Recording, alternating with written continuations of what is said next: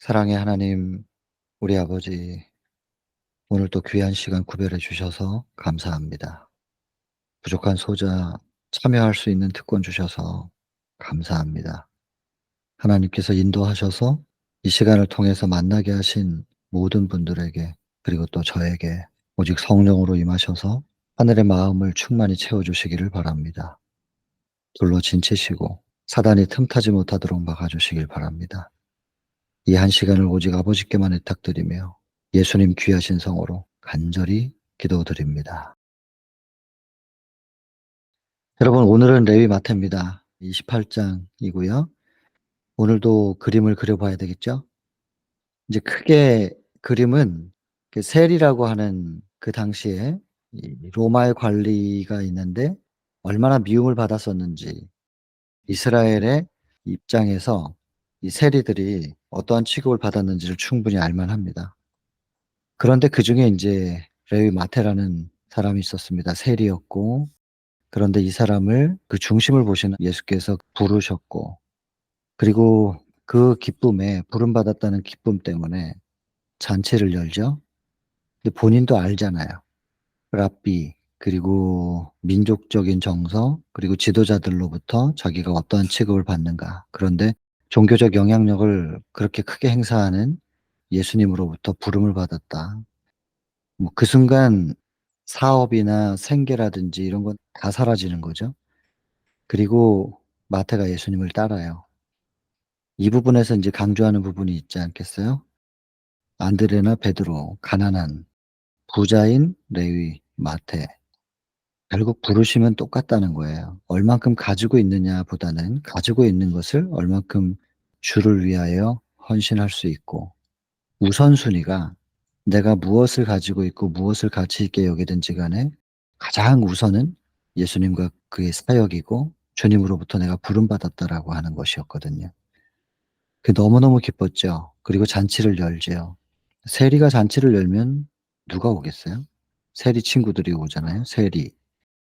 그렇게 모여 있고 여기서 예수님은 그 초청에 기꺼이 응하셨다는 거예요, 주저함이 없이.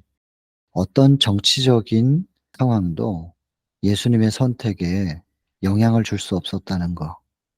그저 갈급한 영혼이 나를 초청한다라고 하는 거 외에는 아무것도 예수님의 행동에, 발걸음에 영향을 줄 수 없는 것이었습니다. 이것이 저한테는 너무나 크게 다가오는 부분이었어요. 여러분, 인간관계는 주변을 많이 의식합니다.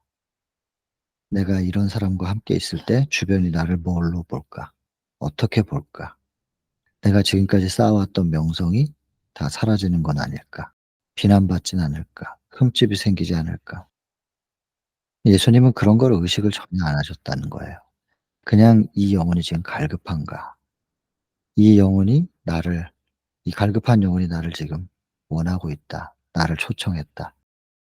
당연히 가야지.' 외에 그것 외에 어떤 이유도 예수님이 움직이고 발걸음을 내딛는데 영향을 줄 수 없다는 것입니다. 이런 주님이시라서 너무나 감사하죠. 그리고 식사하고 있을 때 이제 기회가 온 거예요, 예수님의 적들에게는. 그래서 여론을 조성해요. 이스라엘 백성들, 예수님께 호감을 가지고 있고 마음을 열고 있는 백성들의 마음속에 그들이 가지고 있는 고정적인 정서가 있기 때문에, 그 정서를 알기 때문에 그걸 이용하는 여론전을 펼칩니다. 예수님이 세리와 친하다. 그렇게 하면서 일단은 백성들과 예수님 사이를 갈라놓고 그다음 제자들과 예수님 사이를 갈라놓습니다. "너의 스승은 어찌 이러냐." 그리고 요한의 제자들과 또 예수님을 이간해서 갈라놓습니다. 참 교활하고 악합니다. 이간질하는 것, 참 교활한 일입니다. 악한 것이고 이건 전형적인 사단의 정신이죠. 그래서 "화목하게 하는 자는 하나님의 자녀가 된다." 했거든요. 그게 복이잖아요. 팔복중에 나오는 건데. 죄 때문에 사단이 갈라놓은 세상과 하나님 사이를 다시 연결시키고 화목하게 하는 자, 그 사명으로 오신 분이 예수 그리스도였습니다. 예수님은 화목하게 하고 화합하게 하고 하나 되게 하십니다. 사단은 다 갈라 놓습니다. 찢어 놓고 갈라 놓고 사랑하는 관계, 서로 신뢰하는 관계 그거 못 보는 거예요. 틈타 가지고 어떻게든 서로 불신하게 만들고 어떻게든 사랑하지 못하게 서로 미워하게 이게 사단이거든요. 제발 이런 사단의 전략에 하늘 전쟁부터 지금까지 그리고 세상 끝날까지 사단이 즐겨 쓰는 이 전략인데 이런 사단의 전략에 현혹되지 말기를 바라는 거죠. 그냥 이런 사단의 전략에 놀이개감이 되어서 농락당하지 않게 되기를 바라는 것입니다. 정신을 바짝 차리고 이것을 기억해야 될 것이고 나에게 심지어 나와 누구 사이에 틈타는 것을 보더라도 그렇게 혐오스러운데 내가 누군가의 관계 속에 사단의 도구가 되어서 이간을 하는 역할을 한다. 이건 너무나 슬픈 일이고 너무나 통탄할 일인 것입니다. 근데 너무 쉽게 우리는 그런 사단의 정신에 지배받아서 영향을 받아서 우리가 말로 혹은 행동으로 뭐 그렇지 않더라도 간접적으로 눈빛이나 표정과 몸짓으로 누군가의 사이를 갈라놓는 이런 도구가 된다는 것은 그야말로 통탄할 일이죠. 그 모습이 그려집니다. 그리고 시비 건 게 뭐였냐면 먹는 거. 침례 요한을 그렇게 광신자라고 표현하면서 침례 요한을 지적했었던 침례 요한이 뭐 석청이랑 메뚜기 콩 이런 거 먹었잖아요. 그 "광신자다. 극단이다." 이러면서 비난했었던 그 지도자들이 침례 요한의 제자들에게는 그것을 오히려 옹호하면서 자기들이 비난했던 것들을 태도를 바꿔서 옹호하면서 "너희의 스승은 그렇게 절제를 잘했는데 심지어 예수와 예수의 무리들은 저게 뭐냐고. 세리들과 함께 저렇게 음식을 탐닉하고." 이런 식으로 이제 공격하는 겁니다. 예수께서는 본문에도 있는 말씀이지만은 금식 자체가 무슨 의미인지를 지적하시기보다는 금식에 대한 개념이 잘못됐는지에 대해서 교정시키기보다는 그건 작은 문제잖아요. 좀 더 큰 문제. 예수님의 사명, 그것이 무엇인지를 인식시켜서 그 안에 들어있는 작은 그 금식에 대한 개념을 같이 이들이 이해할 수 있도록 좀 더 큰 범위에서 말씀을 하십니다. 그래서 금식할 때가 언제이냐 그리고 참된 금식이라는 것은 무엇이냐 인제 순서대로 그렇게 말씀을 하시는 내용인데 인제 두 번째 내용 참된 금식이라는 것에 대해서는 이사야 58 장을 꼭 보셔야 됩니다. 연결해서 보시게 되고 그러면서 과거의 금식에 대한 왜곡된 생각을 가지고 있는 율법주의자들 그들은 오래 묵은 포도주로 그렇게 언급하고 이제 새로운 포도주 이게 뭐냐면은 "내가 너에게 새 계명을 주노니." 할 때 요한복음 13장 34 절에 "내가 너에게 새 계명을 주노니 너희는 서로 사랑하라." 이 새 이거는 new가 아닙니다. 영어로 new 아니고 renew. 다시 설명해 주겠다. 왜냐하면 처음부터 끝까지 2000년 전 그 당시까지 혹은 오늘날까지도 하나님께서 주신 것은 바뀐 적이 없어요. 똑같아요. 그런데 사람들이 그걸 사단의 인제 미혹에 넘어가서 왜곡을 시키게 된 것이죠. 그래서 예수께서 그걸 "다시 내가 새롭게 설명해 줄게. 그게 원래 뜻이 무엇이었냐면 이런 거였어."라고 하면서 설명하는 거기 때문에 new가 아니고 renew가 되는 것입니다. 이제 옛날 건 없어지고 "이걸로 해." 이게 아니에요. "이거 새로운 건데 이걸로 해야 돼." 이게 아니고 "예전부터 그거였는데 변질된 것을 내가 다시 원래대로 돌이키는 새롭게 해 주겠다."라고 인제 가르쳐 주시는 것입니다. 그것이 인제 새술 새부대 이야기입니다. 우리는 새 술을 담으려면 우리가 새 부대가 돼야 되는데 새 술도 희박한 시대이긴 하지만 그러나 하나님께서 분명히 기별을 유지하고 계실 것이라고 저는 믿습니다. 뭐 복음 전도자로서의 소망이 있다면 그 참된 이 기별의 통로로서 제가 쓰임 받을 수만 있다면 더 바랄 게 없겠다. 그렇게 생각은 하면서 소망을 가지고 나아가고 있는 건데 뭐 제가 어떤 사람인지는 중요한 게 아니지만 분명히 하나님께서는 새 술 이 기별을 유지하고 계실 것입니다. 그렇다면 그것을 담을 수 있는 우리는 새 부대가 돼야 되는 거니까요. 그럼 우리는 어떻게 새 부대가 될 것이냐? 어떻게 거듭날 수 있을 것이냐? 이제 그 얘기를 하면서 이 챕터가 마무리가 되죠. 그 마무리는 결론이 무엇이었습니까? 우리는 우리 힘으로 우리를 바꿀 능력이 없다는 게 또 반복이 됩니다. 또 똑같은 얘기지요. 절대로 어려우면 안 되는 쉽고 단순하고 복잡하지 않은 그 단순한 것, 쉬운 거, 늘 반복되는 그거. 그것을 기억하라고 하시는 겁니다, 오늘도. 그래서 결론이 뭡니까? 마지막 믿음의 주요 온전케 하시는 이인 예수를 바라보자. 그것으로 끝나는 거거든요. 결론이 나는 거거든요. 믿음의 주인이기 때문에 믿음의 주인이 믿음을 주시는 겁니다. 그리고 사실은 우리에게 요구되어지는 믿음은 영접하는 믿음밖에는 없습니다. 그 외에 여러분들 소개를 해 드렸지만 사도행전 3장 12 절부터 16 절까지 예수님 승천하시고 아직은 성령을 받을 때까지 기다리며 마음 졸이고 있었던 제자들에게 성령이 임하시고 성령을 받은 그들에게는 더 이상 아무것도 주저함이 없었다라고 되어 있는데 목숨을 걸 만한 성령의 담력이 주어진 겁니다. 그리고는 숨어 있던 다락문을 열고 나와서 사람들이 많이 모여 있는 성전으로 갔고 마침 또 명절이었고 그리고 먼 곳에서부터 예수님을 만나기 위해서 왔었던 수많은 병자들 그 사람들이 이제 와서 예수님이 돌아가시는 것을 보고 실망하고 낙담하고 또 지도자들에 대한 분노가 쌓여 있을 때 그들을 위로했어야 될 제자들이 이제 문 닫아 놓고 숨어 있었잖아요. 그런데 성령을 받고서 주저함 없이 나아가서 사람들 많이 모여 있는 성전으로 갔는데 거기에 성전문에서 하반신을 못 쓰는 장애인을 만났고 그분을 만나 가지고 구걸을 하고 있지요. 오는 동안에 모든 돈은 다 썼으니까 예수님만 만나면 걸어 돌아갈 수 있다. 그 희망으로 전 재산 다 사용해서 왔는데 예수님이 안 계시는 돌아갈 길이 없어서 구걸하고 있는 그 사람을 보고 "금과 은은 나에게 없다. 내가 가진 뭐 재산은 없지만 은도 없고 금도 없고 아무것도 없지만 내가 가진 건 오직 예수의 이름." 왜냐하면 예수의 이름이 뭐냐면 마태복음 1장 21 절에 자기 백성을 저희들의 죄로부터 구원해 낼 자, 구원이거든요. 예수님의 이름이 구원. 그렇기 때문에 "내가 가지고 있는 그 이름 나사렛 예수 그리스도의 이름으로 일어나 걸어라." 했을 때 일어나는 거죠. 그때 사람들이 얼마나 놀랐겠어요. 예수님을 보려고 왔는데 예수님이 안 계셔요. 대단히 실망하고 있었는데 그 예수의 능력이 제자들을 통하여 인제 발산된 거예요. 주님이 안 계신 것 때문에 그렇게 낙담했었는데 제자들을 통해서 능력이 나타나자 사람들이 당연히 집중할 수밖에 없었겠죠. 그때 베드로가 한 말입니다. 사도행전 3 장의 12 절. 평상시에 베드로 같았으면 그런 상황을 즐겨요.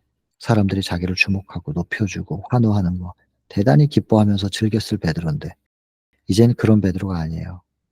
그런 것에 반응하는 베드로는 원래 이름 시몬, 흔들리는 갈대. 그 시몬이었던 거고 이제는 시몬이란 이름을 뗐거든요. 바위가 됐거든요. 반석이라는 뜻의 베드로가 됐거든요. 어찌하여 우리를 쳐다보느냐. 우리의 권능으로 이 사람을 낫게 한 것처럼 왜 우리를 쳐다보느냐 하면서 예수께로 모든 시선을 돌립니다. 예수의 이름을 믿는 믿음으로 예수의 이름이 구원이니까 예수의 이름을 믿는 믿음으로 이 사람이 성하게 된 것이다. 거기까지는 뭐 이해돼요. 이제 늘 아는 내용이죠. 근데 거기서 한 가지 더. 근데 예수의 이름을 믿는 믿음으로 낫게 됐다 할 때 그 믿음을 그리스도 예수로 말미암는 믿음이 다시 한번 반복해서 그 믿음, 예수의 이름을 믿는 믿음, 이 사람을 성하게 만든 그 믿음은 예수의 이름을 믿는 믿음이었다. 예수의 이름은 구원. 그런데 그 믿음조차도 어디서 온 것이냐면 예수로 말미암는 믿음. 예수님으로부터 왔다. 그렇게 말하거든요. 여러분 그래서 우리에게 요구되어지는 믿음은 예수님을 영접하는 것까지라고 저는 봅니다. 그다음은 예수의 믿음이 우리 속에 영접되어진 예수님을 통하여 발산돼서 우리를 이끌어갈 것입니다. 그래서 계시록 14장 12 절에 "성도의 인내가 여기 있나니" 마지막 인내가 필요로 되는 성도는 어떤 사람들이냐면 하나님의 계명과 예수 믿음을 지키는 자더라. 환난 때를 위한 말씀이잖아요. 야곱의 환난 뭐 무엇을 상상하든 우리 상상 이상의 환난이라고 하는데 그 환난을 버텨내려면 우리에게는 예수의 믿음이 필요한 것입니다. 어떤 번역에서는 예수에 대한 믿음이라고 돼 있고 또 다른 번역에서는 예수 믿음, 또 다른 번역에서는 예수의 믿음이라고 되어 있습니다. 예수님에 대한 믿음 그러면은 믿음의 주체가 인간이 되는 거고, 예수의 믿음 그러면 믿음의 주체는 예수님이 되는 겁니다. 정확한 번역으로 본다면 예수의 믿음이 맞습니다. 원문상 그렇습니다. 그러나 예수님에 대한 믿음이라고 해도 그렇게 틀리지 않는 이유는, 예수님에 대한 우리의 믿음은 영접이니까. 예수님을 우리가 영접하는 것이고, 우리가 예수님을 영접하면 우리 속에 영접되어진 예수님 안에 예수의 믿음이 움직여 우리를 이끌어 가니까 어차피 결론은 똑같아요. 그러나 믿음의 주체에 대한 이야기를 할 때 번역은 좀 더 명확하게 될 필요가 있는데, 그럴 때는 예수의 믿음이 맞습니다. 올바른 번역은. 그러나 다시 언급하지만 예수님에 대한 믿음이라고 적혀 있어도 큰 문제는 없다는 것입니다. 왜냐하면 그분을 우리가, 예수님에 대한 믿음은 영접이기 때문에, 영접만 하면 예수께서 우리 안에 오시면 예수의 믿음도 같이 들어오는 거라서, 예수의 믿음이 우리를 환난을 버텨내게 하고 끝내는 승리하게 이끌어 주신다는 것은 결론이 똑같기 때문에 큰 문제는 없습니다. 그러나 믿음의 주체는 분명히 예수의 믿음. 베드로도 그렇게 얘기했습니다. 예수로 말미암는 믿음이다. 그래서 여러분, 믿음의 주요, 믿음의 주인이기 때문에 우리를 이끌어 승리하게 하는 그 믿음은 예수님 안에 있는 겁니다. 그리고 온전케 하시는 이, 우리를 낡은 부대에서 새 부대로 바꿔줄 수 있는 분, 오직 예수죠. 이제 에스겔 36장 26절에도 내가 너에게 새 영과 새 마음 주시겠다고 하시고, 굳은 마음 제하고 부드러운 마음을 줄 것이다. 모두 새롭게 우리에게 주어진 그 성령께서 하시는 일이라고 거기 적혀 있는 겁니다. 또 약속이 있지 않습니까? 히브리서 10장 16절. 내가 내 법을 너희 마음에 두고 너희 생각에 기록하리라. 변화시키시고 우리를 재창조하시고 우리를 끝내 새 부대를 만드시는 분은 성령께서, 여기도 본문에 있는 말씀처럼 예수님의 영, 보혜사, 보혜사 성령께서, 예수께서 승천하시고 나서 우리에게 주어진 그 보혜사 성령께서 그 모든 것들을 우리 안에서 이루어 주실 것이라는 겁니다. 그러니 우리는 뭐 하면 되냐면 믿음의 주요 온전케 하시는 이인 예수를 바라보면 될 일이죠. 그게 이 챕터의 결론입니다. 예수 바라보기. 사실은 모든 챕터가 다 그 얘기하고 있는 겁니다. 시대의 소망 모든 챕터가 계속해서 그걸 반복하고 있고, 여러분들은 더 발견하시게 될 겁니다. 매 챕터를 해나가는 데 있어서. 여러분, 우리는 그래서 이 각 챕터마다 뭐 문장, 단어 이런 것들을 기억하는 것도 중요합니다. 저 같은 사람은 이거를 전업으로 합니다. 그렇기 때문에 좀 더 잘 기억할 필요가 있습니다만, 생업과 같이 병행해서 하시는 분들이 혹시 그런 내용들을 꼼꼼히 다 기억하지 못하실 수도 있습니다. 괜찮습니다. 말씀에 있어서 게을러져도 괜찮다고 말씀드리는 게 아닌 것을 아실 겁니다. 여러분, 꼼꼼하게 그 문장, 표현, 단어 이런 것들을 다 기억 못한다 할지라도 여러분들이 각 챕터마다 예수님의 모습이 그려지잖아요. 아무 정치적인 입장 고려하지 않으시고 분명히 난처하게 되실 것을 아시면서도 세리의 초청을 받아 그들 가운데서 앉으셔서 같이 동정하고, 그들의 입장 얼마나 서러웠어요. 소외당하고 천시받고 얼마나 서러운 상처가 그들에게 있겠어요. 동정해요. 그리고 그들에게 친절하게 대해 주시면서 같이 밥을 먹어요. 여러분, 선교지에서 제가 찾은 가장 낮은 곳이 나환자촌이었어요. 시대의 소망을 훈련시키고 교육생들에게 한 학기가 끝나면 시대의 소망을 87챕터까지 거의 외웁니다. 여러분들과 하듯이 이렇게 그려내는, 뭐 본문을 보지 않고 그려내는 이런 것 하잖아요. 교육생들에게 똑같이 교육한 겁니다. 한 학기 끝나면 일주일 동안 월요일부터 금요일까지 과외식만 하면서 책 없이 두꺼운 대학 노트에 펜과 노트만 가지고 계속 적습니다. 그래서 한 5일 적으면 시대의 소망 전체를, 자기들이 그려낸 그 시대의 소망을 쓸 수 있습니다. 다 적어요. 그럼 대학 노트 그 두꺼운 게 꽉 차요. 졸업할 때 그 기념으로 가져갑니다. 아이들이 그만큼 시대의 소망의 내용을 그려낼 수 있도록 훈련시키는 겁니다. 다만 머리 안에 있잖아요. 머리 안에 외운 거지 그게 가슴으로 내려오는 게 아니기 때문에, 이론이나 지식이 아니니까 이걸 한번 내가 머릿속에 담은, 내가 예수님의 모습을 그린 건데 내 안에 기억된 그 예수님의 그림을 생각하면서 이걸 표현할 수 있는 기회가 필요했어요. 그래서 그것을 '어디 가서 표현할 수 있을까? 그리고 어디 가서 배울 수 있을까?' 하면서 찾아본 거예요. 예수님의 표적이 말구유잖아요. 그 누가복음 2 장에 나오는 목자들에게 "가서 경배하라." 근데 어떤 아기가 이 메시아인 줄 모르니까 "표적을 주겠다. 너희의 표적이 될 것이다." 한 게 뭐냐면 강보에 쌓여 구유에 누인 아이를 볼 텐데 그 아이가 너에게 표적이다. 예수 그리스도의 표적은 낮아짐입니다. 그래서 그 낮은 곳에서 예수님의 사역대로 섬기는 일을 한번 해 보게 하려고, 그래서 인제 찾은 곳이 이제 나환자촌이었거든요. 그래서 이 친구들을 나환자촌에 보내서 이제 훈련을 이제 시켜 보는 거예요. 한 달, 2달, 길게는 한 3 달까지도 그곳에서 이제 실습을 시켜 보는데 변해요, 이 아이들이. 처음에는 갔다 오면 다 수기를 쓰는데요. 그 수기 중에 하나가 이런 표현이 있었어요. 첫 그 나환자촌에 가서 나환자분들 앞에 섰는데 "마치 뱀굴에 온 것 같았다." 이렇게 적어 놨어요, 어떤 여학생이. 뱀굴. 뱀들이 우글우글하는 그 뱀굴 앞에 선 것 같았대요.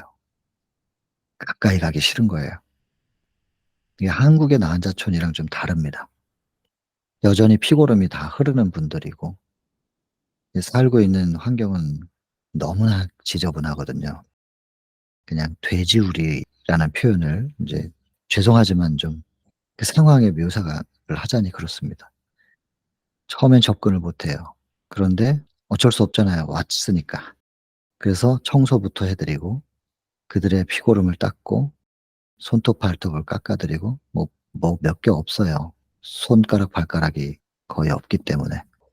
그리고 목욕시켜 드리고 식사를 준비해서 드실 수 있게 해 드리고 뭐 손가락 없는 분들은 인제 먹여 드리기도 하고 이렇게 생활을 해야 달라집니다. 아이들이 그 실습이 끝나고 나면 얼마나 달라지는지 몰라요.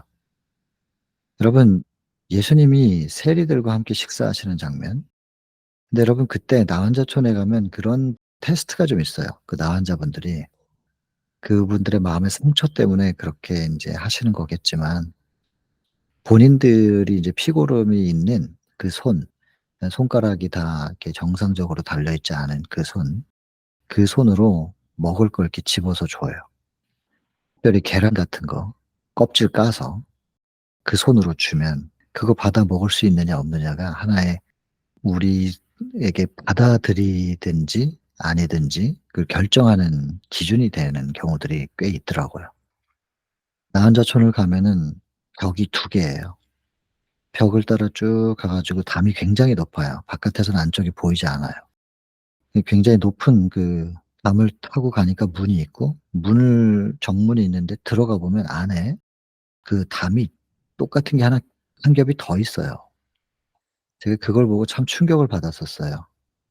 차단시키고 분리시키는 그 2 개의 담, 높고 두꺼운 그 2 개의 담이 나환자분들의 마음에 얼마나 큰 상처일 것이며 또 그들의 마음의 담도 그 상처 때문에 그렇게 높고 두껍겠구나. 이걸 뚫고 들어가는 것이 결코 쉽진 않겠다. 그리고는 하늘을 올려다봤던 기억이 있습니다. 그 경계의 눈빛으로 나환자분들이 저희를 쳐다보고 저희는 그들 앞에 서 있었던 그 장면이 아직도 눈에 선합니다. 그래서 그들이 주는 그걸 먹을 수 있느냐 없느냐 그걸 가지고 인제 나환자촌에 들어와서 좀 살 수 있게 허락해 줄 것인지 아닌지에 대한 게 판단을 하는 기준이 되는 거죠. 근데 예수님이 세리들과 같이 식사하시는 그 장면도 똑같습니다. 세리들과 함께 앉아서 식사를 할 수 있느냐 없느냐. 그냥 그들과 함께 앉아서 같이 밥을 먹는 모습만으로도 세리들에게는 마치 나환자분들이 그 손으로 준 계란을 우리가 먹는 거하고 똑같은 것이죠. 마음문이 열리는 거예요. 그리고는 예수님은 그 세리들과 천시받고 소외당하는 그 사람들과 교감이 시작이 되는 것입니다. 여러분 그 26 장의 가버나움 챕터 기억하시죠? 거기서 예수님에 대한 묘사 중에 쭉 정리를 해서 제가 17개 정도로 정리를 한 거를 그때 보여 드렸는데 거기서 두 번째가 뭐였냐면 눈높이였습니다. 이방인이든 이스라엘 사람이건 부자든 가난한 사람이건 어떤 사람이든지 간에 예수님은 그들의 입장에서 그들의 눈높이를 맞추셔서 소통하시고 교감하셨다는 거거든요. 세리는 세리들과 교감하시려면 세리들의 입장에 서셔야 되고 그들의 마음의 상처를 통찰하시고 느끼실 수 있어야 됩니다. 근데 그들의 형편과 상황을 발견하려면 그게 관심이죠. 관심이 있는 것만큼 섬세하게 그들의 입장을 이해할 거고 그 관심은 사랑이 있는 거죠, 결국엔. 사랑하니까 관심이 있고 관심이 있으니까 계속 쳐다보게 되고 그들의 입장을 보게 되고 그래서 배려할 수 있고 그리고 위로할 수도 있는 거니까. 결국엔 사랑 아니겠습니까? 여기도 나오잖아요. 율법주의. 사랑이 없다는 거예요. 율법주의는 사랑이 없고 그리스도께로 인도할 수 없는 것이기 때문에 자기의 의로 율법주의로 구원을 받을 수 있다고 하는 생각은 그런 사상은 하나님 보시기에 가증한 것이다. 그렇게 표현되어 있지 않습니까? 이 챕터는 그래서 여러분 모든 시대의 소망의 챕터마다 결론은 똑같은데 예수 바라보기. 근데 예수님을 바라본다는 것이 시대의 소망을 문장으로 문자 그대로 외우고 꼭 기억해야 된다. 할 수 있으면 그렇게 하면 좋겠지만 당연히 생업과 같이 이걸 병행하는 분들이 그렇게 하기 어려우실 거란 말이에요. 그렇다면 어떻게 하냐? 그려내는 겁니다, 그냥 계속. 그래서 세리들과 함께 앉아서 식사하고 계시는 그분의 모습, 그분의 표정, 말, 그분의 동정어린 그리고 친절한 그 26장 가버나움 챕터에서 예수님에 대한 묘사 가운데 16번째가 그거였습니다. 예수님의 외모와 말 속에 담겨 있는 동정과 친절이 아니었다면 아무리 예수님이라 할지라도 사람들을 예수님께로 이끌지 못했을 것이다. 아무리 성경을 잘 가르치고 설교를 잘하고 그래도 그 사람을 통해서 결국에는 그 외모, 겉으로 보이는 인상이라든지 혹은 말이라든지 통하여 사랑이 나가지 않으면 청중에 대한 동정과 그리고 그들의 입장에 대한 이해, 친절, 친절한 표현 이게 아니면 이끌 수 없다는 것입니다. 그러한 동정과 친절의 모습이 보여야 되는 것입니다, 이 챕터를 통하여. 그리고 시비를 거는 사람들에게도 극대적으로 대하지 아니하시고 부드럽게, 부드럽게 표현하신단 말이에요. 그리고 금식이라는 게 무엇이냐. 참된 금식은 이런 것이고 나의 사명은 이런 것이다. 내가 이걸 위해서 온 것이다. 그러면서 그 참된 금식을 쭉 얘기하면서 여러분 이사야 58장을 보셔야 된다고 말씀드렸는데 이 참된 금식의 정의를 이해하시고 참된 금식이 이루어지면 너희의 치료가 급속할 것이다. 나중에 확인을 시켜드리겠습니다. 이사야 58장에 그 치료라고 하는 것이 뭐냐면 아루카라고 하는 히브리어인데 그게 뭐냐면 무너진 성벽의 수보, 성전 회복을 얘기하는 겁니다. 그게. 경배가 이루어지면 참된 경배가 이루어지면 성소 정결이 이루어지는 겁니다. 성소 회복이에요, 그게. 이게 참 얘기하자면 굉장히 이사야 58장은 59장까지 연결되면서 대단히 중요한 부분인데 하여튼 간단하게 이게 새 천사의 기별도 그렇지 않습니까? 첫째 천사의 기별이 창조주 경배잖아요. 하늘과 땅과 바다와 물들의 근원을 만드신 분이라는 건 창조주를 얘기하는 건데 이런 창조주를 경배하라가 첫째 천사 기별이고 그 창조주 경배가 이루어질 때 바벨론에서 나올 수 있는 마지막 바벨론은 삼죽연합만 바벨론이 아니라 마지막 바벨론은 내 자아이기 때문에 내 자아로부터 벗어나는 이게 곧 무너진 이기심 때문에 더럽혀진 성전이 정결하게 되고 회복되는 얘기예요. 창조주 경배가 이루어지면 성소 회복이 이루어집니다. 바벨론에서 나와서 참된 하나님의 임재의 자리가 될 수 있는 성전이 되는 것이죠. 이 얘기가 이사야 58장 얘기거든요. 근데 이것이 이루어지기 위해서는 이렇게 참된 경배를 하는 사람들을 뭐라고 하냐면 무너진 데를 수보하는 자다 이렇게 돼 있습니다. 내가 무너진 곳, 더럽혀진 것이 회복된 것만큼 또 나아가서 그것을 전달하는 사람들이에요. 그래서 다른 사람의 무너진 성전, 더럽혀진 성전을 다시 정결케 하는 통로가 되고 그리고 수보하는 통로가 되는 그런 사람이 될 것이다라는 거예요. 그래 놓고서 안식일에 네 발을 금하여 이렇게 하거든요. 이사야 58장이 쭉 참된 경배에 대해서 처음에 금식 얘기하다가 참된 금식이 참된 경배라고 하는 것을 언급하고 그다음에 안식일 얘기가 나오면서 끝나거든요. 왜냐면 안식일이 창조의 기념일이고 결국엔 참된 경배가 이루어지고 무너진 곳이 수보되는 그런 일은 창조주 경배를 통해서만 오직 창조주를 바라봄으로만 일어날 수 있는 일인 것이다라고 하면서 이사야 58장이 끝나는 거예요. 그러면서 59장으로 넘어가면 1절 2절에 여호와의 손이 짧아서 구원치 못하시냐? 여호와의 귀가 둔하여 듣지 못하시냐? 창조주의 창조력은 여전하다는 그걸 선포하거든요. 근데 왜 기도 응답이 안 되냐? 죄가 해결이 안 돼서. 문고리가 손잡이가 안쪽으로 달려 있는데 우리가 열어드리질 못해서 그분이 못 들어오시는 거라는 거예요. 이제 이게 어디로 연결되냐면 계시록 3장 20절로 연결되는 거죠. 마음문 앞에서 두드리노니 누구든지 나의 음성을 듣고 문을 열면 내가 들어가겠다. 그리고 주께서 해결해 주시겠다는 거거든요. 그렇게 쭉 연결이 된단 말이에요.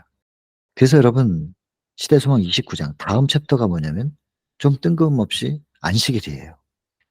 왜냐하면 레위 마태까지 지금 28장에서 부르셨어요. 그리고는 30장이 12를 세우심이거든요. 그럼 여러 제자들을 모았으니까 12를 세우심 제자로 세우셨다라고 바로 넘어가도 되는 거예요. 근데 이렇게 제자들을 불러놓고 레위 마태의 집에 잔치에 참석해서 참된 금식이 뭔가 그리고 창조주를 통하여 새 부대가 될 수 있다 언급하시고 나서 이렇게 불러 모은 제자들을 제자로서 안수하시는 장면으로 넘어가도 되는데 그 전에 하나 더 안식일을 짚고 넘어가신단 말이에요. 그게 이사야 58장의 흐름이에요. 이사야 58장에 쭉 나오다가 마지막 안식일 언급하고 59장으로 넘어가는. 그러니까 이 시대 소망의 맥락과 성경의 맥이 이렇게 같습니다. 그리고 왜 이런 단계들이 있어야 되는가? 시대소망 28장 레위 마태에서 안식일이 있고 29장 안식일이고 그다음에 제자 12를 세우심. 왜 이렇게 흘러가야만 되는 것인가? 그 이유도 다음 시간에 또 하겠습니다. 이 제자들이 세워졌지만 그들이 무엇을 전해야 되는가? 창조주 경배. 그리고 요한복음 17장에도 십자가 바로 직전 그 절박한 시간에 제자들의 하나됨을 위하여 그렇게도 간절히 기도하신 우리가 하나인 것처럼 이들도 하나 되게 해 주십시오. 예수께서 그 제자들을 위한 그 위대한 기도 아닙니까? 요한복음 17장. 여러분 창세기 1장에도 이제 창조를 하실 때 26절 27절 우리가 우리의 형상대로 창조하자고 해 놓고 그때는 복수로서 표현이 되다가 창조를 실행하실 때는 자기의 형상대로 하면서 단수로 세 분 하나님이 하나 되어 창조하신단 말이에요. 그러면 이걸 창조한 걸 사단이 망쳐 놨는데 이걸 다시 재창조 받아야 되는 그 기별을 전할 사람들. 창조 기별 전해야 되거든요. 창조주 경배하라는 새 천사의 기별 전해야 될 사람들은요. 하나가 돼야 된단 말이에요.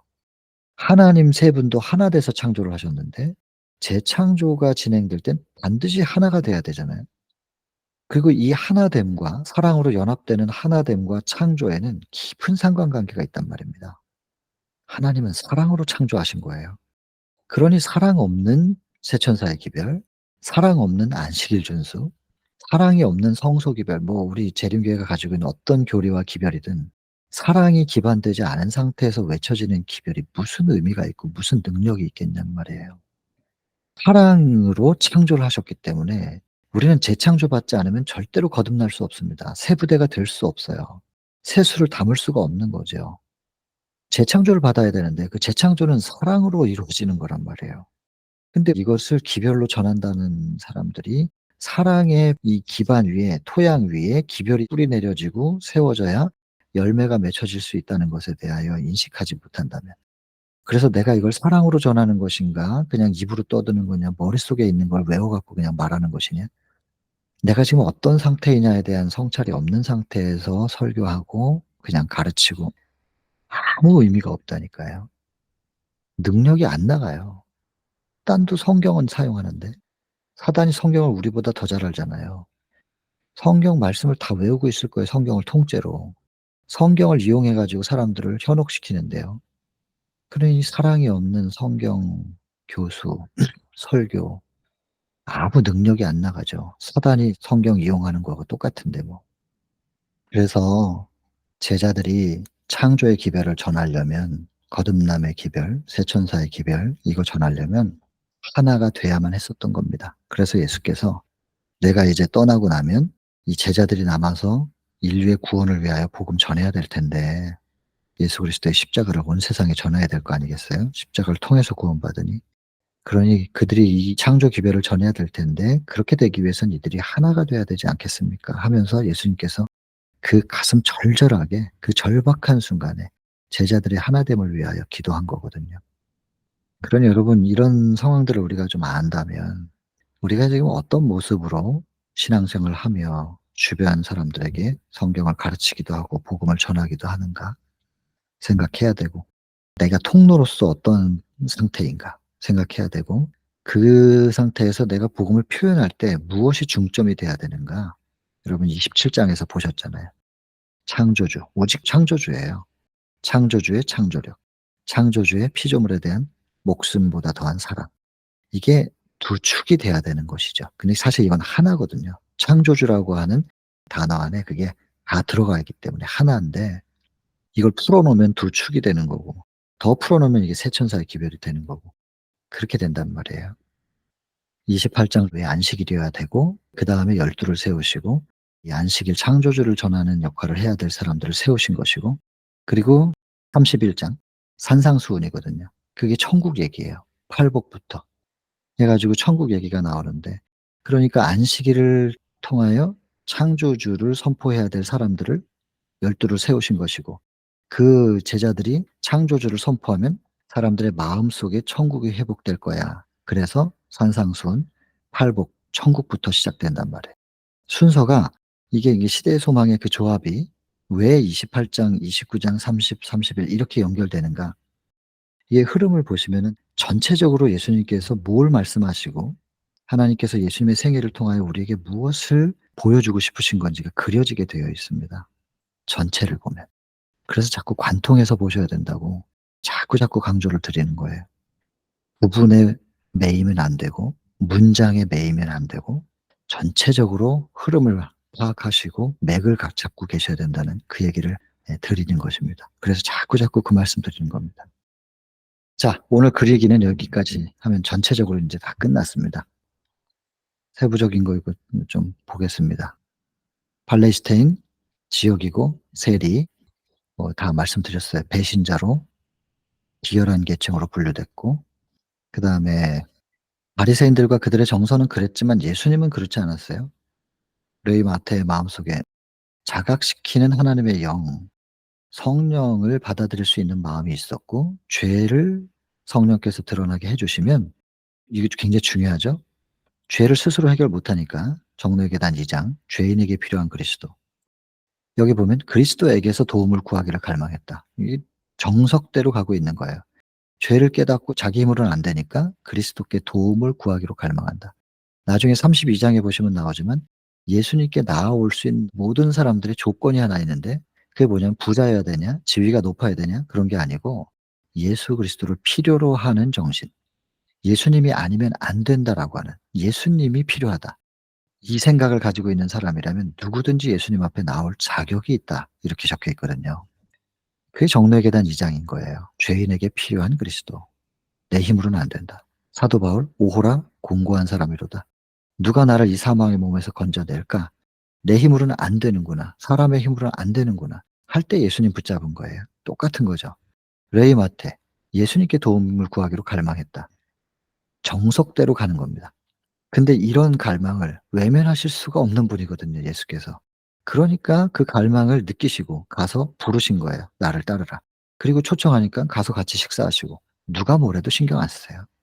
주변 사람들이 뭐라고 하든 뭐라고 생각하든 여론전을 펼치든 아무 신경 안 쓰세요. 그냥 이 영혼이 지금 복음을 갈망한다. 같이 밥 먹고 같이 그들과 함께 마주하는 것에 대하여 아무 꺼리낌이 없으십니다. 예수님이 이런 분이라서 얼마나 좋은지 모릅니다. 그리고 저도 좀 이런 사람이 됐으면 좋겠습니다. 내가 어떤 사람과 마주하고 있을 때 사람들이 나를 뭐라고 볼까? 이런 거 의식하지 않고, 그 대상이 노숙자건 술에 취해서 노숙자가 너무나 더럽고 휘청거리고 이런 사람이건 아니면 창녀건 간에 누구 앞에서든지 간에 복음을 갈망하는 사람이라면 그와 함께 할 수 있는, 함께 있어 줄 수 있고, 누가 뭐라고 보든 오해를 하든 말든 그런 사람이었으면 좋겠어요, 저도. 예수님이 그런 분이었기 때문에. 이 사람 너무 감동받았죠, 레이 마태가. 왜냐면 생각도 안 했던 거예요. 종교 지도자들이 자기를 어떻게 보는지 알기 때문에. 여러분 똑같아요. 문둥병자. "너는 끝났어." 이거 누가 말했어요? 당시 종교 지도자들이 얘기한 거예요. 중풍병자. "너도 끝났어. 구원 못 받아." 세리. "너 끝났어. 구원 못 받아." 이런 거 다 누가 하나님의 대리자들이 그렇게 한 거예요. 그러니까 이 사람들이 다 못 나가요. 종교 지도자 존경하는 종교 지도자들 앞에 나아가지 못한다니까요. 하나님의 대리자들이 나아오게 해야 되는데 예수님과 만나게 해 줘야 되는데 못 만나게 하는 역할을 한단 말이에요. 심각한 일이죠. 근데 예수님께서 오셔서 쫓으라고 하시니 뭐 얼마나 감동을 받아요. 뭐 '사업 가난하게 되지 않을까?' 뭐 어떻게 돼 아무 생각도 안 해요. 그냥 모든 것을 다 던질 수 있습니다. 아무것도 묻지 않았다고 돼 있죠. 왜냐하면 전대나 주머니와 신도 없이 보냈는데 부족한 것이 있더냐 대답하는데 없었나이다. 없었나이다. 이 시대소망 37 장에 나옵니다. 나중에 다시 공부하게 됩니다. 이 성경절. 이거 얼마나 큰 위로가 되는지 모릅니다. 부족한 것이 있더냐? 없었나이다. 아멘. 우리도 그렇게 얘기하게 될 겁니다. 제자들이 없었나이다 한 것처럼 우리도 없었나이다. 앞으로도 없을 것입니다. 전율하게 되는 겁니다. 가끔 흔들려서 이제 예수님께 정말 죄송하긴 하는데 붙잡을 거고 붙잡아 왔고 비록 흔들림이 있다 할지라도 다시 붙잡을 거기 때문에 없었나이다. 없을 것입니다. 하면서 또 한 발 내디딜 거거든요, 저희들은. 여러분들도 같이 그 믿음으로 전진하는 한 발 내딛는데 꼭 같이 걷게 되기를 바랍니다. 그래서 부유하던 마테나 가난하던 안드레 베드로는 똑같아요. 똑같은 시험이고 똑같은 헌신이에요. 성공의 순간에 다 놓고 올 수 있겠느냐 요구하셨고 원칙은 가혹해요. 가혹한 것 같아요, 인간이 볼 땐. 근데 사실 이거 가혹한 거예요. 10 원짜리 10개 가질래? 500 원짜리 동전 하나 가질래? 애기들이 10 원짜리 갈등을 하는 거. 이건 10 개고 많아 보이고 이거는 하나 밖에 없으니까 갈등하는 거. 그런 입장에서 볼 때는 이게 가혹하다고 할 수 있죠. '나에게 왜 이렇게 가혹한 이 시련을 주십니까? 이 갈등을 주십니까?' 할 수 있는데 내용을 가치를 알고 보면 그게 어떻게 가혹한 거예요. 당연히 500 원짜리로 해야지. 인간적으로 볼 땐 이게 가혹하게 보일 수도 있다 그 말입니다. 그러나 이건 축복이기 때문에 믿음으로 보면 이거 가혹한 거 아니죠? 근데 이 인간적으로 볼 때 이 가혹한 것이긴 하지만 이것에 대하여 우리가 가치를 인정하지 못한다면 누구도 그분의 사업에 성공할 수 없다는 것이에요. 전적으로 바치지 않는 사람. 여러분 시대소망 62 장에 보면 시몬의 집에서 열린 잔치가 있습니다. 여기선 지금 레위 마태가 자기 집에서 잔치를 열었지만 시몬의 집에서 잔치가 열렸고 그 시몬은 문둥병자였는데 예수님께서 고쳐 주셨거든요. 이스라엘의 관리였지만 문둥병자니까 왕이라도 뭐 문둥병이면 어쩔 수 없는 건데 그 예수님께서 그걸 고쳐 주시는 바람에 다시 복권이 됐어요. 감사해서 초청을 한 건데 손 씻고 발 씻고 하는 그 물도 안 주는 거예요. 꽤나 이렇게 좀 이렇게 과시를 하기 위해서 초청을 하긴 했지만 진짜 겸손하지 않죠. 근데 그 여인 마리아가 향유 부었잖아요. 몰래 하려고 그랬는데 향기를 감출 수가 없잖아요. 사람들이 다 알게 됐어요. "유다 일어나 가지고 그거 가난한 사람들한테 나눠 주지 그걸 발에다 붓고 있냐고." 인제 이러면서 핀잔을 주고 그때 그 챕터 시대소망 62 장의 챕터를 딱 압축시켜 가지고 짜면 한 단어가 딱 떨어져요. 그 한 단어가 뭐냐? 가치예요, 가치. 그 향유를 예수님의 발에 붓는 것이 가치 있다 없다. 어떤 가치를 부여하느냐. 그리고 참 그 속에 이미 부여된 그 가치를 인식할 수 있느냐 없느냐의 문제인데요. 이거 똑같은 거예요. 가혹하다고 여기면 소중하잖아요. 이게 내가 가지고 있는 걸 놓는 게 너무나 소중한데 이걸 놓는 게 아까운 거고. 근데 이게 내가 지금 손에 쥐고 있는 것과 비교할 수 없는 가치가 저기 있다면 이걸 기꺼이 놓지요 그냥. 이걸 왜 쥐고 있어야 돼 저렇게 좋은 게 있는데.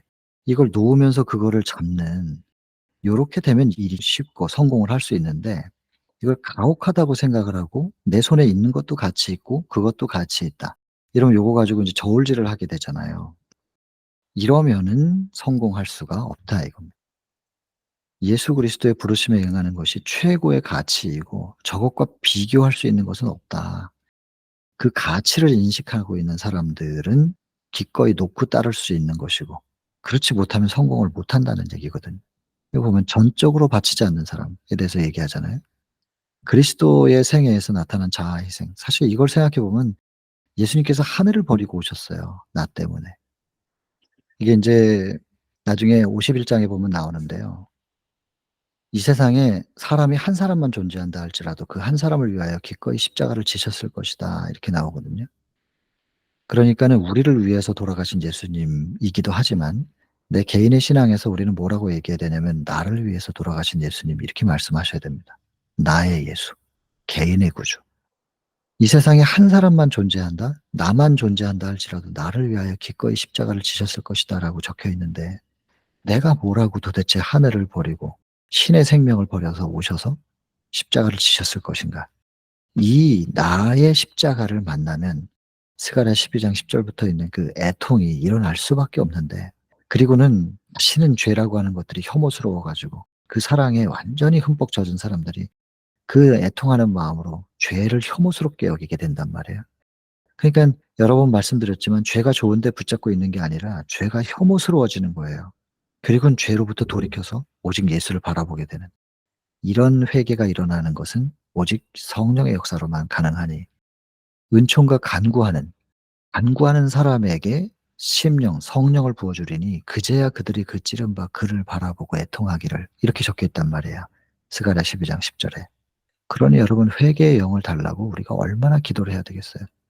진정한 애통의 회개를 할 수 있게 해 달라고, 그런 회개를 할 수 있게 하는 회개의 영이 우리에게 임할 수 있도록 얼마나 간절히 구해야 되겠냔 말이에요.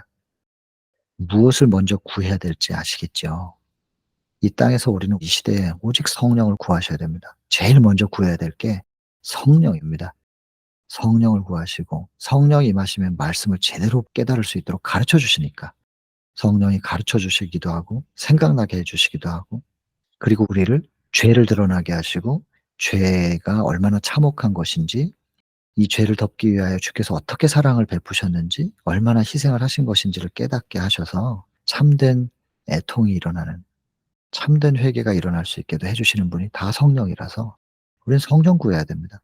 이 성령께서 우리에게 뭘 깨닫게 하시느냐. 그리스도께서 나 한 사람을 위하여 얼만큼 희생하셨는지를 깨닫게 하신단 말이에요.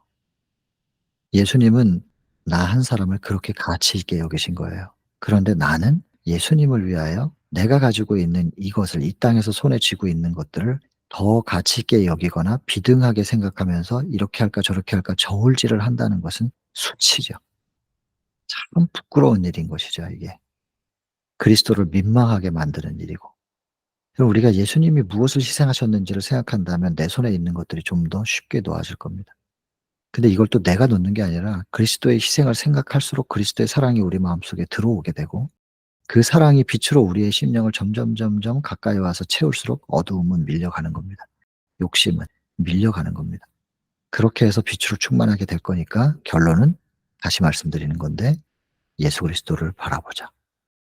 그분을 바라보고 그분을 그리워내고 그분을 마음속에 계속해서 생각하고 생각으로 그분을 붙잡고 있을 때 나머지 일들이 어떻게 해결이 되는지는 맛보아야 하는 겁니다, 경험을 통해서. 그리 돼야 되겠습니다. 그다음에 군중의 분노, 바리새인들의 편견과 여론 다 말씀드렸고, 세리들은 신났어요. 감사하죠. 잔치. 예수께서는 호의를 받아들이기를 주저하지 않으셨다. 어떤 정치적인 문제도 예수의 행동에 영향을 줄 수 없다. 예수님의 마음을 움직이게 되는 것은 오직 생수를 갈급하는 심령이죠. 그리고 동정하심과 사교적인 친절한 행위, 말씀드린 겁니다. 갈급한 심령에 예수님의 이런 임재하심을 통해서 새 생에 대한 가능성이 일어나면서 소망이 생기는 거예요. 이런 기쁨을 경험한 사람들은 나중에 사도행전에서 등장하는 그 3천 명 회개할 때 거기에 대부분, 여기에 앉아 있었던 사람들은 여기에 인제 동참하게 되고 나중에는 복음의 기별자가 되기도 했다고 합니다. 랍비들은 "요거 기회다." 그러면서 이간하기 시작합니다, 제자들과 예수님을. 이미 백성들과 예수님 사이에 이간했고, 또 예수님의 직계 제자들과 예수님 사이를, 나중에 밑에서 보면은 침례 요한의 제자들과 또 예수님 사이를 또 이간하는 얘기가 나옵니다. 어쨌든 이것은 곧 사단이 그 하늘에서 불만을 품은 이래로 하늘 전쟁부터 시작해서 끊임없이 같은 방법으로 일해 왔는데 불화와 이간 이거거든요. 근데 이게 사단의 정신인데 이것의 도구가 되는 것들은 결국에는 사단의 정신이 자극되어 움직이는 것이다. 그래서 아까 말씀드렸잖아요. 이런 사단의 전략에 놀이개감이 되지 않았으면 좋겠다. 정말 잘 생각하셔야 됩니다. 말 한마디라도, 눈빛, 표정, 몸짓 어떤 것만이라도 이간하는데 사단의 정신의 통로가 되지 않아야 된다. 항상 정신을 좀 차리고 있어야 되겠다는 것입니다. 자, 그리고 이렇게 뭐 어찌하여 뭐 똑같은 얘기인데요. 그랬더니 예수께서 대답하시는데 "건강한 자에게는 의원이 쓸데없고 병든 자에게라야 쓸데가 있으니까." 뭐 너희들은 건강하다고 하니까 내가 필요 없는 거고 이 사람들은 자기가 병자라고 죄인이라고 생각한다. 그래서 내가 필요한 것이 아니냐. 그래서 죄인을 부르러 왔다. 의인을 부르러 온 것이 아니고 대답을 하십니다. 그리고 이 말씀의 뜻을 이해하냐는 거예요. 긍휼을 원하고 제사를 원치 아니한다. 사랑 없는 제사 무슨 의미가 있겠냐 이거예요. 형식적인. 그다음에 이제 침례 요한의 제자들과 또 똑같이 이간하는 거예요. 침례 요한에게 이렇게 광신자라고 말했던 사람들이 이제는 침례 요한의 제자들에게 우정을 살 준비를 갖추고 있었다. 그러면 이 왜곡이라는 단어 요거 기억하시고 미혹자 뭐 똑같은 얘기죠. 미혹하는 자에 의해서 이제 하나님이 왜곡되는 거예요. 근데 그런 것처럼 하나님을 왜곡시켰던 사단이 하나님의 대리자들 이 기별자들도 당연히 별의별 루머를 만들어 가지고 왜곡시키고 그 기별자들로부터 기별을 받지 못하게 사람들의 마음을 닫게 만드는 데 사단이 역할을 할 겁니다. 분별할 수 있어야 됩니다. 자, 그러면 이제 이렇게 말씀을 드리면은 '아 기별자들을 왜곡시키는 사단의 말을 조심해야지.' 하면서 기별자라고 하면 다 들어도 되는 겁니까? 무슨 말을 하든 그냥 다 듣고 '저 기별자인데 혹시 저 사람이 저 말하는 게 틀렸다 혹은 뭐 잘못됐다.' 이렇게 말하는 건 이게 사단의 음성이야. 그러면서 무조건 다 들어도 되느냐? 아닌 거 아시지요? 말씀의 기준으로 저 사람의 말씀, 전하는 말씀과 삶의 모습과 이것이 말씀화된 것인지 아닌지 분별할 수 있어야 됩니다. 온전하게 말씀화돼서 기별을 전할 수 있는 사람은 없지만 적어도 자기의 말씀화되지 못하고 증거자로서 서지 못함에 대하여 인식하고 겸손한 사람 그리고 늘 여전히 누군가에게 기별을 전하면서도 자기 자신이 약복강가에서 투쟁해야 되는 기도의 씨름을 해야 되는 사람인 것을 기억하고 듣는 사람들에게 외치는 것이 아니라 자기 자신에게 자기 입에서 나오는 말씀을 적용시킬 수 있어야 할 것입니다. 분별을 해야 됩니다, 여러분. 이 시대의 사단이 그렇게 간단하게 단순하게 현혹하지 않습니다. 분별해야 되기 때문에. 이 분별할 수 있는 기준은 이제 성령에 의하여 말씀을 가지고 있으면 되는 거니까 또 너무 어렵게 생각하지 마시고 성령 구하시고 꾸준히 말씀을 보십시오. 말씀을 보실 땐 참고서인 예언의 신을 꼭 같이 보시면 좋겠고 그리고 예언의 신을 보더라도 조각조각 보지 마시고 전체적으로 관통해서 보시고 맥을 잡아 보시고 요 정도만 꾸준히 실천해 나가시면 시간이 지나면 뭐 티끌모아 태산인데 천리길도 한 걸음부터 그래서 한 걸음 한 걸음 해 가지고 그게 쌓이면 분명히 훗날에는 보이실 거예요. 지금도 식별하실 분들이 계실 수도 있겠고 지금은 아직 아니라면 분명히 꾸준히 걷다 보면 식별하게 되실 거예요. '아 이거 쪼끔 좀 치우쳐져 있구나.' 이런 것들이 말씀에 의하여 식별하시게 될 겁니다. 이 왜곡이라는 단어. 침례 요한의 제자들과 이간을 이제 시도했을 때 침례 요한의 제자들의 상태가 어떠냐면 슬픔에 빠져 있는 상태. 시대소망 22 장에 이미 말씀드렸지만 요한의 투옥과 죽음인데 죽음은 38 장쯤에 나오는 거예요. 그래서 아직 안 죽었고 근데 그거를 22 장에서는 투옥과 죽음을 한꺼번에 한 챕터에 묶어서 얘기를 했지만 아직은 그때가 아닙니다. 그래서 지금 투옥된 상태에 있었고 그 침례 요한이 그분에게 "오실 이가 당신입니까? 아니면 또 다른 이를 기다리오리까?" 이렇게 질문하기 전 상태예요. 지금 여기 마태의 잔치에 참석한 이 상태는. 그러니까 시점이 그렇다는 겁니다. 그래서 제자들은 침례 요한의 제자들은 슬펐고 '왜 예수님이 구명 운동하지 않는가.' 원망도 있었고 근데 구명 운동은 고사하고 우리 스승은 지금 잡혀 있는데 자기들 제자들하고 이렇게 세리들이랑 같이 저렇게 식사하고 맛있는 거 먹고 충분히 시험 받을 만하죠, 요한의 제자들은. 사단이 잘 알아요. 얼마나 교활한데. 잘 알고 딱 고런 상태에서 건드려 가지고 인제 시험하게 하는 거예요. 바리새인들의 비난에는 근거가 있을 것이라고 인제 심례위원회 제자들이 바리새인 쪽으로 기울어요. 심지어는 율법의 행위로 말미암아 의롭다 하심을 받기를 원하는 사람도 있었대요. 심례위원회 제자들이. 복음을 제대로 이해하고 있지 못한 상태인 거죠. 율법의 행위가 뭐냐? 금식에 대한 부분. 대표적으로 이 챕터에서 지금 얘기하고 있는 건데, 금식에 무슨 공로가 있어 가지고 그것을 통해서 그 행위를 통하여 구원으로 가깝게 갈 수 있는, 뭐 구원을 그들은 이루었다고 생각하니까 그 이루어진 구원을 지킬 수 있는, 뭐 이런 식의 생각을 하고 있었다는 것입니다. 그래서 바리새인들과 요한의 제자들은 금식 중이었다는 거예요. 그러니까 엉뚱한 질문을 하는 거예요. "우리는 금식하는데 당신은 왜 금식 안 하냐?" 그러니까 부드럽게 대답을 하셔요, 부드럽게. 금식에 대한 그릇된 관념을 시정하려고 하지 않고 사명에 대해서 설명을 하십니다.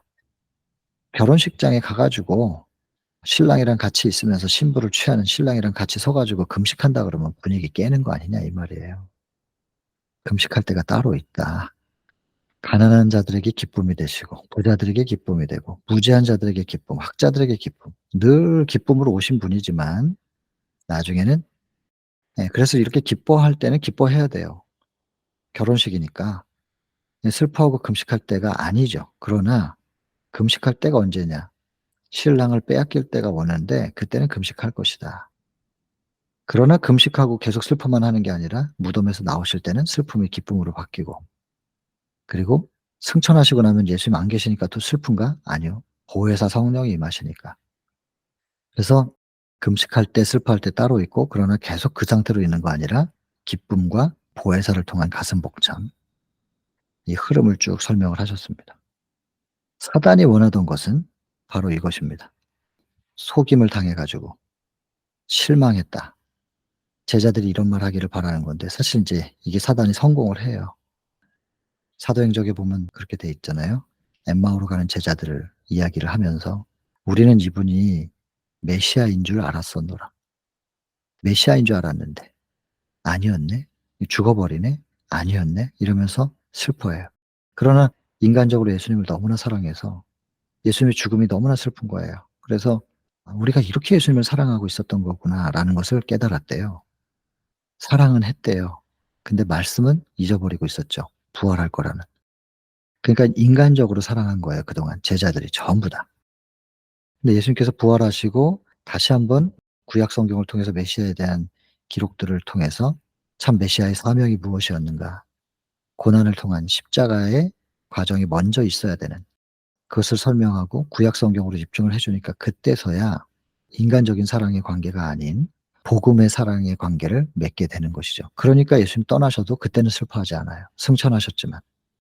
이제 이렇게 되는 거죠. 일부분 사단이 성공했었습니다. 그래서 여기 보면 성소가 또 등장해요. 하늘 성소를 믿음으로 바라봐야 된다. 어디 계시는데? 성소 봉사하고 계시잖아요. 지금은 지성소 봉사하고 계시고. 바라봄으로 슬퍼할 일이 아니라는 것이죠. 그래서 때가 되면 금식하게 될 때가 올 것이고 그때는 적당한 때지만 지금은 아니다. 그러면서 사명을 여태까지 설명하신 거예요. 지금까지는 예수님의 사명이 이렇다. 그리고 나중에 십자가가 되면 그때는 금식하게 될 거야. 그러나 또 부활하고 승천할 거니까 그때는 또 기뻐하게 될 거야. 쭉 설명하시고 그 과정에서 참된 금식이 무엇이냐? 형식적인 의식이 아니라고. 여기 보시면은 인제 이게 이사야 58장 얘긴데 우리가 금식을 하는데 돌아보지 않으시네. 알아주지도 않으시네. 이게 어찌 된 일이냐. 그랬더니 하나님께서 "너희가 금식하는 날에" 이거 경배하는 날이에요. 안식일 얘기하는 거예요. "오락을 찾아 행해요." 안식일 날 뭐 오락을 찾아서 행하고 자기는 안식일에 아무 일도 안 한다고 하면서 교회 와서 있지만은 자기 직원들은 온갖 일을 다 시켜 놨어요. "이거 안식일 지키는 거냐." 이 말이에요. 보라, 그리고 또 금식한다고 교회 와 가지고 다투네요. 싸우네요. 악한 주먹으로 치네요. 너희가 이런 오늘 금식하는 것은 이런 형식적인 금식은 너희 목소리로 상달케 하려는 것이 아니라 이것이 어찌 나의 기뻐하는 금식이 되겠으며 이것이 어찌 사람이 그 마음을 괴롭게 하는 날이라 하겠냐는 거예요. 나의 기뻐하는 금식은 하면서 여기 쭉 예수님의 사명에 대해서 나와요. 이게 대단히 중요한 얘기인데 결국엔 여러분 요거 다 압축시키면 뭐냐면 "진리를 알지니 진리가 너희를 자유케 하리라." 그것입니다. 내가 자유를 경험하고 자유를 경험하지 못하고 사단에 속박되어 있는 사람에게 이 자유를 전할 때 그 사람들을 우리의 집에 들여 따뜻하게 해 주고 우선 배고프니까 먹을 것부터 줘야 되잖아요. 배고픈 사람에게 성경 가르쳐 보세요. 아픈 사람에겐 일단 진통제예요. 안 아파야 이걸 뭐가 말이 들어가지. 여러분 우선 그래서 줄인 자에게 식물 나눠 주고 빈민을 드리고 이게 이것이 내가 자유를 경험하고 그것을 전하기 위해서 선행돼야 될 부분들입니다. 그리고 그들에게도 또 자유를 전해 줄 수 있는 그 얘기인데 이것이 내가 기뻐하는 금식이라는 거예요. 예배의 형식이 하나도 없잖아요, 여기 지금. 형식이 아니라 참된 기별, 말씀이 전해졌을 때 자유를 경험하는 얘기들이 여기 나와요. 그렇게 경배가 회복되면 참된 금식이 회복되면 치료가 급속할 것이요. 이 치료, 이게 아까 말씀드린 그 아루카라는 단어입니다. 성전 회복을 얘기하는 거죠. 그래 놓고서는 이런 사람들 치료가 급속한 치료받은 이 사람들을 오래 황폐된 곳을 다시 세울 사람들, 무너진 데를 수보하는 자라고 일컬음을 받을 것이다. 그래 놓고서는 안식일에 내 발을 금하여 이렇게 하면서 이사야 58장이 끝나는 거예요. 창조주 경배를 얘기하는 겁니다. 이거 지금 금식은. 여기 참된 금식. 나의 기뻐하는 금식은 요거 창조주 경배 얘기한단 말이에요. 안식일 회복. 여기 지금 참된 금식에 대해서 나온 것이고요. 그리스도께서 하신 사업의 정신과 성격을 이렇게 참된 금식을 통해서 설명하신 것입니다. 그래서 여기에는 그리스도의 희생 이런 부분들이 쭉 아까도 말씀드렸습니다. 하늘을 희생하시고 놓으신 것이라는 거. 그런 것처럼 인간도 예수께서 무엇을 희생하셨는지를 생각하고 내가 손에 붙잡고 있는 걸 저울질할 것이 아니라 레위 마태를 불렀을 때처럼 딱 기꺼이 응할 수만 있다면 이제 새 부대가 되는 것이죠. 새 술은 새 부대에. 그래서 절대로 그 당시 율법주의자들이 외치는 모든 것들, 금식을 포함한 모든 것들이 침례 요한이나 예수님의 기별과 섞이거나 혼합돼서는 안 된다는 것입니다. 이게 섞이고 혼합됐다 이게 바벨론이라고 말이에요. 그래서 기별적으로도 바벨론이 되면 안 되고 내 속에 내 자아도 예수 그리스도의 자아가 예수 그리스도의 인격이 내 안에 완전히 물들일 것이냐 아니면 내 자아가 섞여 있을 것이냐 이게 바벨론인데 보통은 그래도 바벨론 상태죠. 완전히 악만 존재하면 하나님께서 잠재우실 거예요. 그래서 노아 홍수 때 그랬잖아요. 성령이 떠나시고 육신이 되었다. 사람이 생령으로 창조됐는데 육체만 남은 상태. 흙덩어리. 그래서 장사 지낸 것처럼. 근데 대부분은 바벨 상태입니다. 섞여 있어요. 이 중에서 내가 어디를 선택할 것이냐. 완전히 사단 쪽으로 갈 거냐 아니면 예수 그리스도를 붙잡을 것이냐. 여러분 섞여 있는 상태 이게 참 위험한 상태입니다. 차라리 저쪽이면 글쎄요. 뭐 결론이 날 텐데 이게 지금 이쪽도 아니고 저쪽도 아닌 이런 섞여 있는 바벨론 상태. 그래서 여기 보면 그리스도의 교훈의 원칙도 바리새주의적 형식과 결합할 수 없는 것이다. 여기 다시 새 포도주는 새 부대에 율법주의적인 신앙 이거 결합시키려는 노력 안 되는 것입니다. 있을 수 없는 것이죠. 구주께서는 하늘의 기별을 전하고자 기별을 받고자 하는 다른 무리들 왜 다른 무리를 찾으시냐면 옛날 부대가 세수를 담을 수가 없으니까 세수를 오래된 부대에 담아버리면 터져버리니까 말이에요. 그래서 노력했는데 안 돼요. 새 부대로 만들어 주려고 그랬는데 받아들이지 않아요. 그래서 새 부대가 될 수 있는 다른 사람들을 찾기 위하여 돌아서실 수밖에 없었던 것입니다. 찾아보니까 무식한 어부, 겸손해요. 장터에 앉은 세리, 사마리아 여인, 다 이런 사람들의 심령이 가난한 사람들, 상처받은 사람들, 위로가 필요한 사람들. 이게 좀 슬프지만 이런 사람들 속에서 가능성을 보시고 그들을 새 부대로 만드셔 가지고 새 포도주를 그들에게 담아 주시는 것입니다. 이렇게 상처 입기 전에 좀 깨닫고 새 부대가 되면 참 좋을 텐데 꼭 불이 뜨거운지 뒤어봐야 아는 게 참 슬픈 일이죠, 인생들이. 여러분 비록 새 포도주로 표상되긴 했지만 이거는 새로운 교리가 아닙니다. 원래부터 태초부터 가르쳤던 교훈인데 아까 말씀드렸잖아요. 그래서 뉴가 아니고 리뉴라고.